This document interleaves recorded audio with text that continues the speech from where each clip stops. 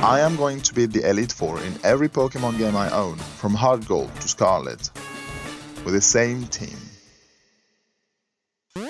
Hi, my name's Ayel, and I am a Pokemon breeder and shiny hunter from Alola. I've been a Pokemon fan since the first generation, with my very own Red version. I have religiously followed the franchise during my childhood, and got on and off the new games as I was getting older, but I ultimately got a copy of every generation, even if I got late on some of the consoles and game releases. I've mostly been enjoying the game as a casual and less a competitor, loving my Pokemons as if they were real creatures, enjoying their progress and achievements, and always making sure that they love me back.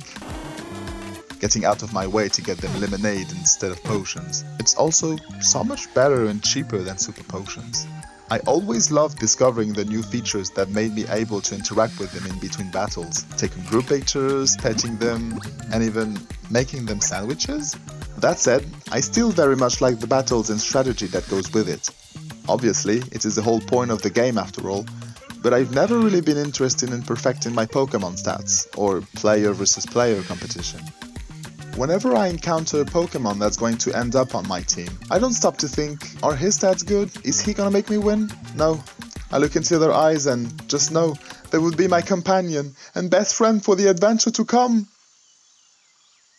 Of course, I am exaggerating, but you get my point.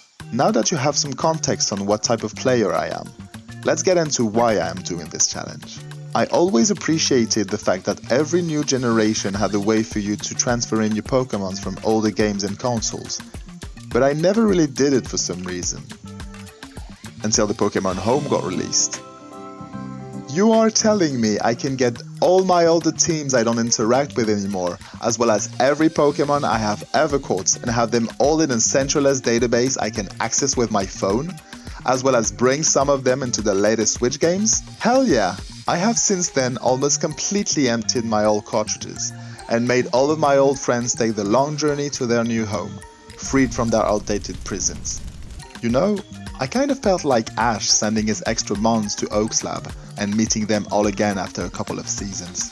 Transferring all my Pokemons and booting up these old games one after the other made me relive the joy I experienced as a kid, enjoying a new Pokemon game, each time discovering the outdated sprites and animations that would make the Pokemons more lively. That got me thinking, wouldn't it be fun to keep the same team throughout the different generations and see them change from pixel sprites to 3D? So that's what I did. Here were my self-imposed rules for this challenge. Number 1. Start with Hard Gold. I will get to why in a second. Number 2. Only catch Pokemons I never had in a team before, just for the fun of trying out new mons. Number 3. No unnecessary experience grind, to keep the game challenging.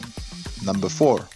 Finish the game, beat the champion, and receive the ribbon to prove it.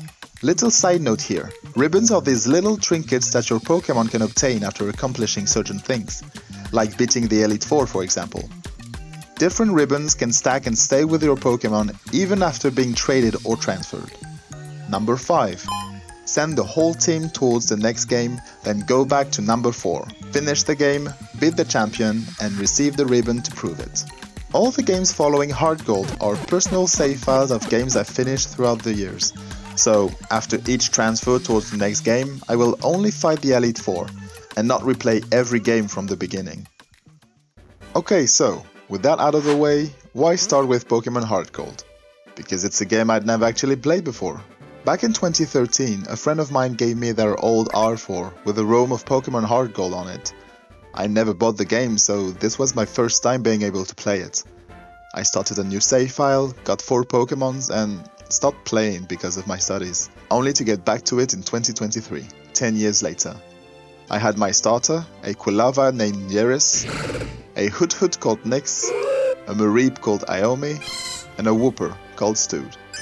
There won't be a ton of footage of this run, because I didn't plan from the get-go that I was going to make a video about it. Also, I have a bad memory, so here goes a vague summary of what happened during that game. This was a pretty standard playthrough. I was familiar with the Johto region, having played the original Gold version, so there were no major surprises. So I thought, as I kept misremembering things. Starting off, I called myself, because I thought it was funny that my Pokemons had an unknown trying to ID. Made me feel mysterious, I don't know.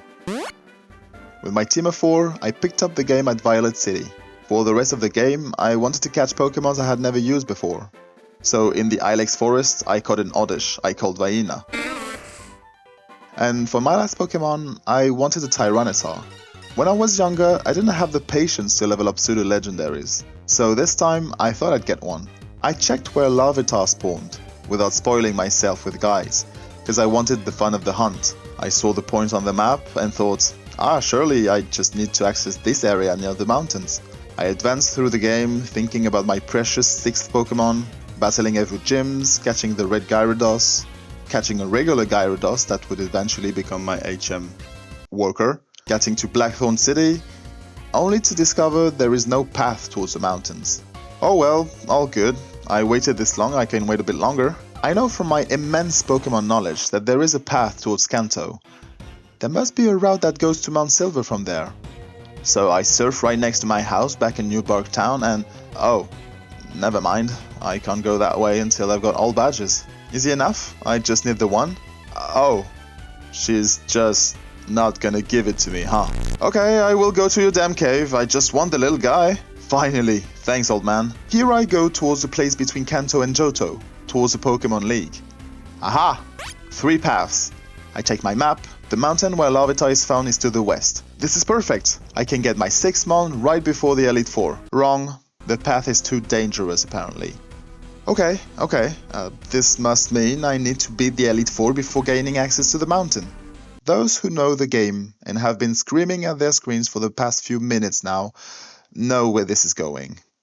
I have to confess that it was at this point, pretty far into the game mind you, that I realized I didn't remember much of the Johto region after all. I was 6 years old when Gold came out, and I've probably never even entered Kanto at the time.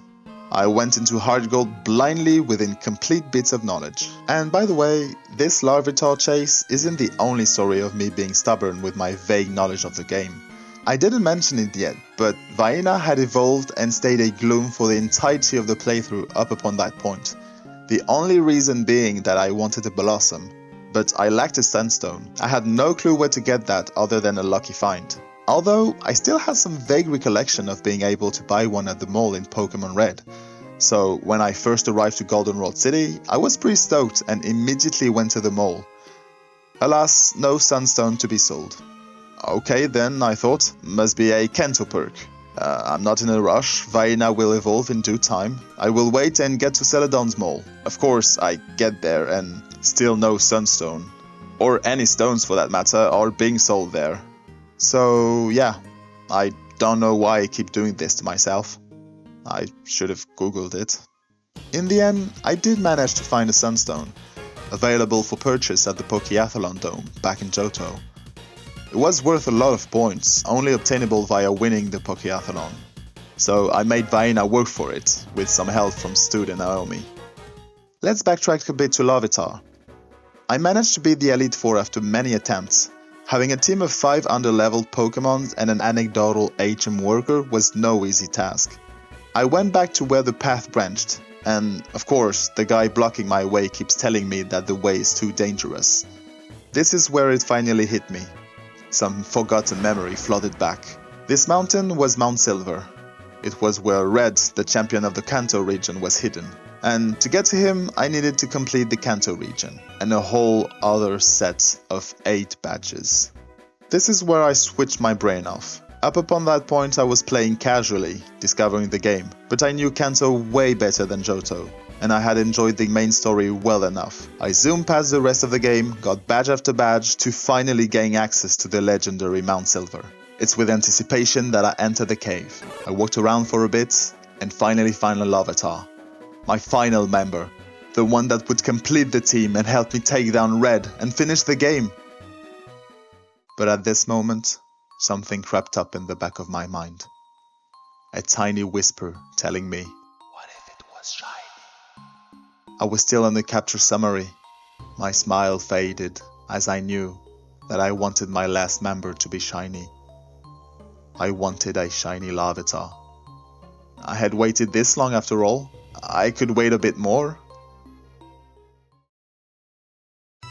For my friends, family and people watching that are not in the know, Shiny Pokémons are just like regular Pokémons. Same stats, same form, same catch rate, but they have different colors and a nice star animation with sound effect. These palette swapped monsters are extremely rare, having 1 out of 8192 chance of finding one in Heart Gold. Most people would not encounter any in a normal playthrough, and with Larvitar only having an encounter rate of 10%, I don't need to do the math to explain that in these conditions finding a shiny Larvitar is next to impossible. Alright, so I need a plan. First of all, to make sure I consistently encounter this Pokémon, we'll be going to the Pokémon Daycare, where 2 compatible Pokémon can lay eggs. With my newly captured Larvitar as a parent, I would have a 100% encounter rate as the eggs would always hatch Larvitars. Perfect. Now, how to dabble with the 1 out of 8192 shiny odds? Well, fortunately for me, there is a method called the Masseter method, where breeding 2 Pokémons from different countries will boost the shiny odds to 1 out of 1638. This is huge. So, for example, I have a French version game, so I would need someone with an English or Japanese version of the game to trade with me a foreign Pokémon. Unfortunately, Pokémon discontinued their DS Online services in 2014, so trading foreign Pokémon online is no longer possible. This is where I would have abandoned my dream of getting this shiny dinosaur, if the Pokémon community wasn't so resourceful. Apparently, a bunch of fans recreated the Pokémon Global Trade Service that you can access via a simple tweak of the DS internet access. So, with this issue resolved, I traded online a French Ditto to an English one called Jolly. And with it, my odds were the best they could be. I could start hatching eggs until I got a shiny. I just needed a bit of time and patience. Here I went. 1 2 1583. I have been at it for 2 weeks, going back and forth on my bike all day long. I don't really know why I thought this was a good idea. 1594. I'm starting to believe I've messed something up.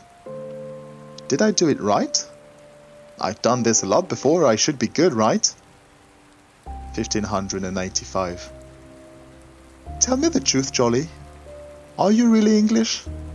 I checked the Pokédex, it has an English entry, so you must be. But are you though? Are you the one messing it all?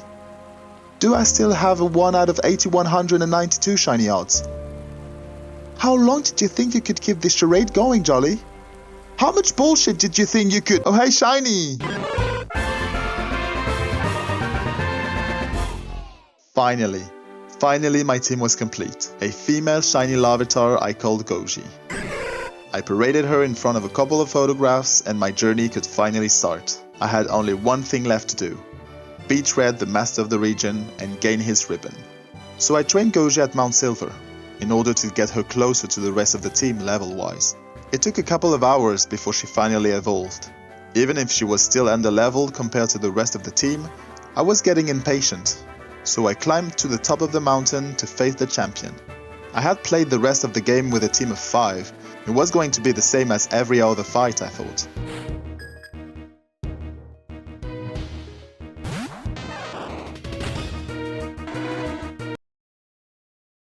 Oh.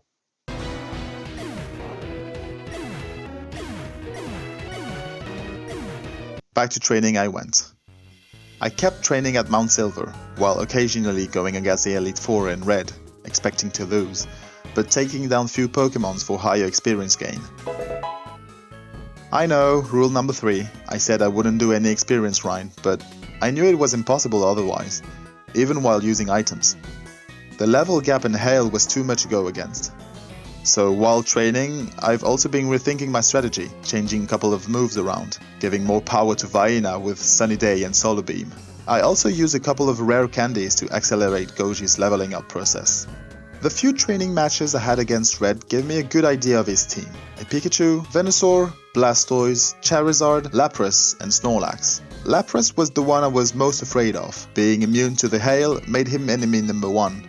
Goji eventually evolved into a beautiful shiny Tyranitar with the Sandstorm ability that would be essential to thwart the hail and greatly help against Lapras.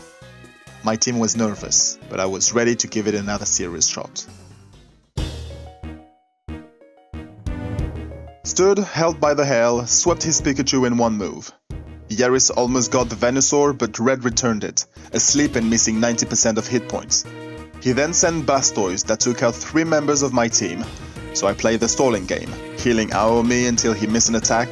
Meanwhile, he was getting battered by the sandstorm that Goji had created. So when my time came and he missed, Aomi managed to take him down.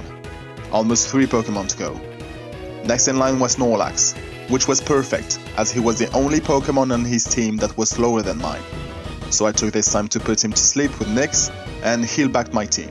The plan was to hypnotize him long enough to heal up everyone, but he would wake up, Sucker Punch and fade most of my Pokemons. The sandstorm eventually took him out. As I was only 2 team members left to fight, my plan failed. It was Lapras's turn. With Goji facing it, I had the high ground, as my shiny baby was immune to the sandstorm. At least I thought so, as it kept throwing water moves at my rock type. I stalled once again with healing items until Lapras missed. Finally, I could fight back with Stone Edge. Okay, 2 left. He sent his dying Venusaur before taking a page from my book and healing him to full HP. It took me Goji, Yerris, Aomi and a lot of revives to faint him. Finally, it was down to his last beast of a Pokemon, and fan favorite, Charizard. He Flare Blitzed Aomi before getting paralyzed by her ability. She went down, but now paralyzed, Charizard was slower than Stewed, so with 2 good damaging serves, Red was vanquished.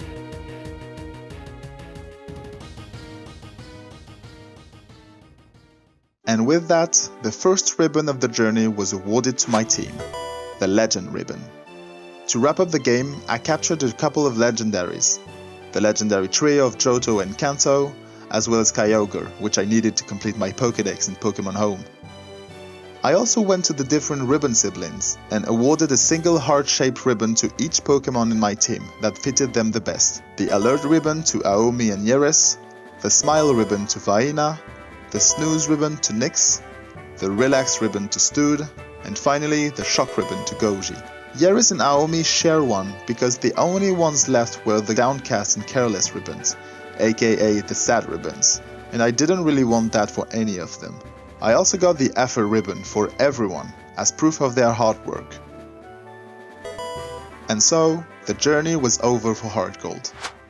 I really loved that game, especially the Pokemon interactions. Having them run behind you and being able to talk to them regularly is such a fun feature that I will miss in the next games. Also, being able to take group photos in a lot of different locations was an unexpectedly cool little thing, ultimately pointless, but essential in my opinion to get attached to your team. Thank you for watching the first episode of my journey.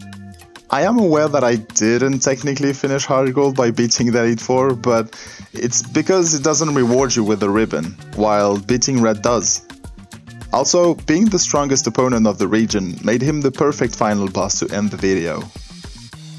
This project is a first for me. I hope you like it so far, and if so, please like, subscribe and all that jazz to be notified when I'll release the second episode. See you then!